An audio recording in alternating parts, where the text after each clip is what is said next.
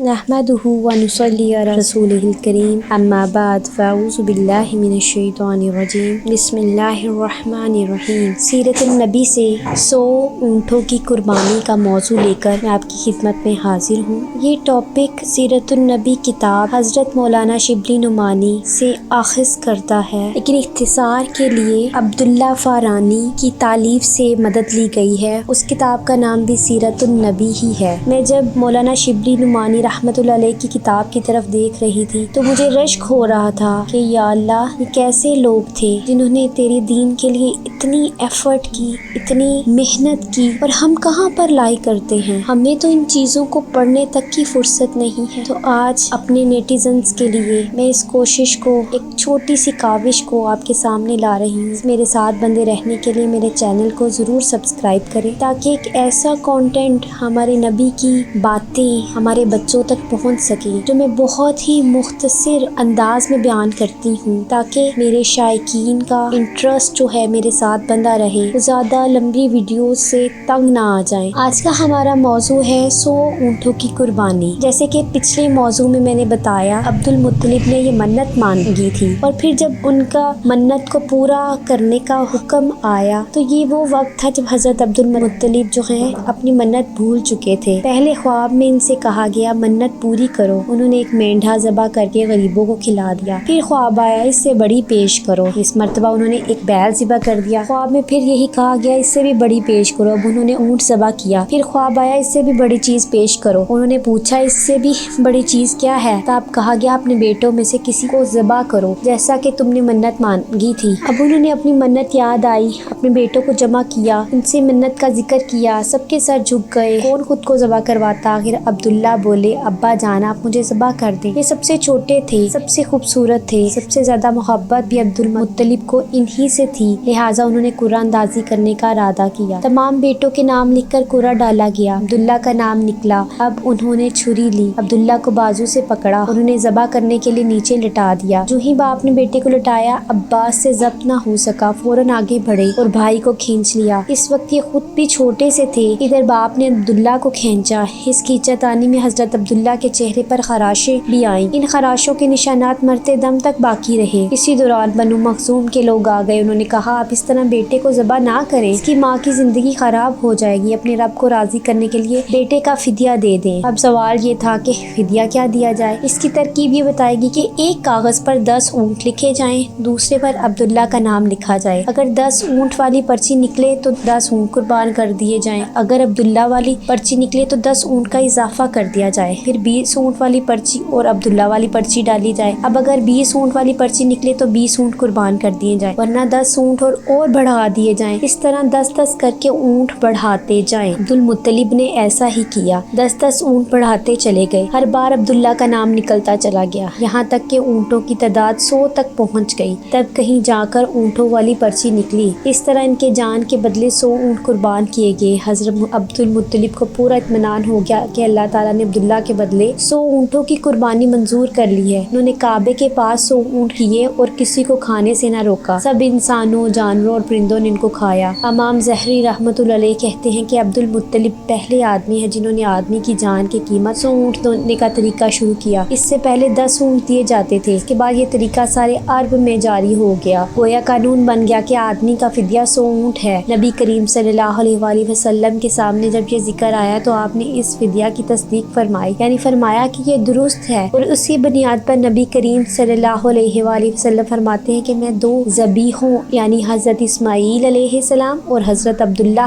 की औलाद हूँ। हज़रत अब्दुल्ला कुरैश में सबसे ज़्यादा हसीन थे। इनका चेहरा रोशन सितारे की मानित था। कुरैश की बहुत सी लड़कियां इनसे शादी करना चाहती थी, मगर हज़रत अब्दुल्ला की हज़रत आमना से शादी हुई। हज़रत आमना वहाब बिन अब्दुल मनाफ बिन ज़हरा की बेटी थी। शादी के वक्त हज़रत अब्दुल्ला की उम्र 18 साल थी। ये शादी के लिए अपने वालिद के साथ जा रहे थे। रास्ते में एक औरत काबा के पास बैठी नजर आई। ये औरत वर्का बिन नौफल की बहन थी। वर्का बिन नौफल कुरैश के एक बड़े आलम थे। वर्का बिन नौफल से इनकी बहन ने सुन रखा था कि वक्त के आखिरी नबी का ज़हूर होने वाला है और उनकी निशानियों में से एक निशानी ये होगी कि उनके वालिद के चेहरे में नबूवत का नूर चमकता होगा। जो ही इसने अब्दुल्ला को देखा तो फौरन इसके जहन में ये बात आई। इसने सोचा हो ना हो ये वो शख्स है जो पैदा होने वाले नबी के बाप होंगे। चुनांचे इसने कहा अगर तुम मुझसे शादी कर लो तो मैं बदले में तुम्हें इतने ही ऊँट दूंगी جتنے تمہاری جان کے بدلے میں ذبح کیے گئے تھے۔ اس پر انہوں نے جواب دیا، میں اپنے باپ کے ساتھ ہوں، ان کی مرضی کے خلاف کچھ نہیں کر سکتا، نہ ان سے الگ ہو سکتا ہوں، اور میرے والد باعزت آدمی ہیں، اپنی قوم کے سردار ہیں۔ بہرحال ان کی شادی حضرت آمنہ سے ہو گئی۔ آپ قریش کی عورتوں میں نسب اور مقام کے اعتبار سے افضل تھیں۔ حضرت آمنہ حضرت عبداللہ کے گھر آ گئیں۔ آپ فرماتی ہیں، جب میں ماں بننے والی ہوئی تو میرے پاس ایک شخص آیا، یعنی ایک فرشتہ انسانی شکل میں آیا۔ اس وقت میں جاگنے اور سونے کی درمیانی حالت میں تھی۔ عام طور پر اس حالت کو غنودگی کہا جاتا ہے۔ اس نے مجھ سے کہا، تمہیں معلوم ہے تم اس امت کے سردار اور نبی کی ماں بننے والی ہو۔ اس کے بعد وہ پھر اس وقت آیا جب نبی کریم صلی اللہ علیہ وسلم پیدا ہونے والے تھے۔ اس مرتبہ اس نے کہا، جب تمہارے ہاں پیدائش ہو تو کہنا میں اس بچے کے لیے اللہ کی پناہ چاہتی ہوں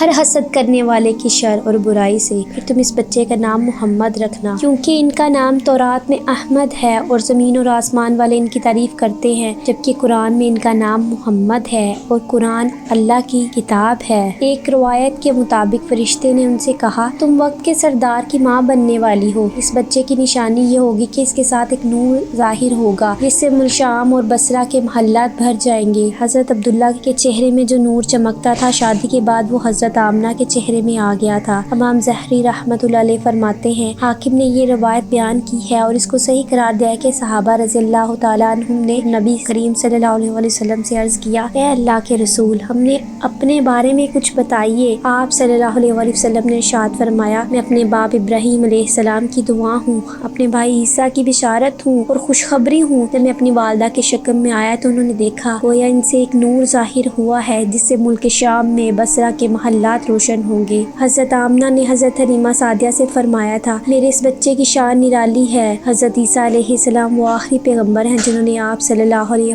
وسلم کی آمد کی خوشخبری سنائی ہے۔ اس بشارت کا ذکر قرآن میں بھی ہے۔ سورہ صف میں اللہ تعالیٰ فرماتے ہیں، اور اسی طرح وہ وقت بھی قابل ذکر ہے کہ جب ابن مریم علیہ السلام نے فرمایا کہ اے بنی اسرائیل، میں تمہارے پاس اللہ کا بھیجا ہوا نبی بن کر آیا ہوں۔ اس سے پہلے جو تورات آ چکی ہے اس میں اس کی تصدیق کرنے والا ہوں، اور میرے بعد جو ایک رسول آنے والا ہے ان کا نام مبارک احمد ہوگا، میں ان کی بشارت دینے والا ہوں۔ اب چونکہ حضرت عیسیٰ علیہ السلام یہ بشارت سنا چکے تھے، اس لیے ہر دور کے لوگ آپ صلی اللہ علیہ وسلم کی آمد کا بے چینی سے انتظار کر رہے تھے۔ ادھر آپ کی پیدائش سے پہلے ہی حضرت عبداللہ انتقال کر گئے۔ سابقہ کتب میں آپ کی نبوت کا ایک علامت یہ بھی بتائی گئی ہے کہ آپ کے والد کا انتقال آپ کی ولادت سے پہلے ہو جائے گا۔ حضرت عبداللہ ایک تجارتی قافلے کے ساتھ تجارت کے لیے گئے تھے، اس دوران بیمار ہو گئے اور کمزور ہو کر واپس لوٹے۔ قافلہ مدینہ منورہ سے گزرا تو حضرت عبداللہ اپنی ننیحال یعنی بنو نجار کے ہاں ٹھہرے۔ ان کی والدہ بنو نجار سے تھیں، ایک ماہ تک بیمار رہے اور انتقال کر گئے، انہیں یہیں دفن کر دیا گیا۔ تجارتی قافلہ جب حضرت عبداللہ کے بغیر مکہ مکرمہ پہنچا اور عبد المطلب کو پتہ چلا کہ ان کے بیٹے عبداللہ بیمار ہو گئے ہیں اور مدینہ منورہ میں اپنی ننیحال میں ہیں، تو انہیں لانے کے لیے عبد المطلب نے اپنے بیٹے زبیر کو بھیجا۔ جب یہ وہاں پہنچے تو عبداللہ کا انتقال ہو چکا تھا۔